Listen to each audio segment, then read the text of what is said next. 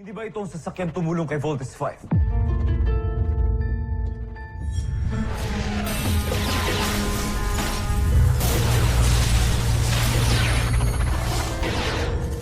Siya nga, Joffrey.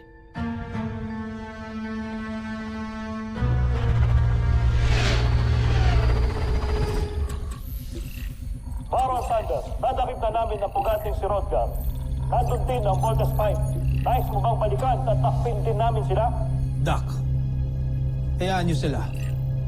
Kailangan pa nilang talunin si Zardos pagkat yan ang nais ng ating emperador. Masusunod, Baron Sanders.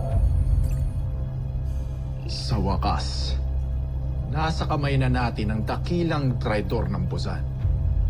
Si Zardos na lang ang suliranin natin. Diyan ka nagkakamali, Baron Zander. May inihanda akong sorpresa para kay Zardos. At ipinapangako kong magwawakas sa araw nito ang kanyang buhay. Hindi ako makapaghintay. Príncipe Zardos! Alexandra! Pero... Joffrey! Nasaan ang mahal na prinsipe? Tungkulin na kita ang prinsipe! Príncipe Zardos.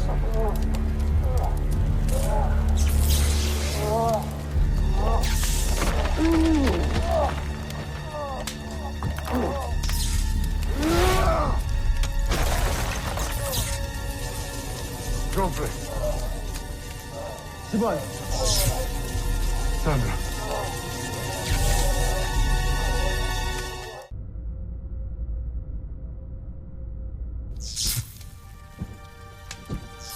Sino ang may gawa nito?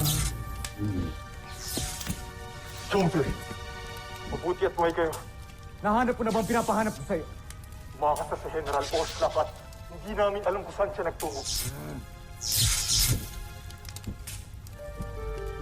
Si Oslak.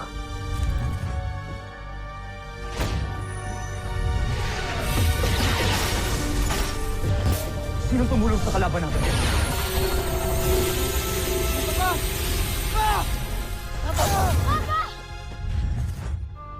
And Truva! Nung una'y tinulungan itong wasakin ng ating beast fighter. Ngayon naman ay kinuha niya si Ned Armstrong.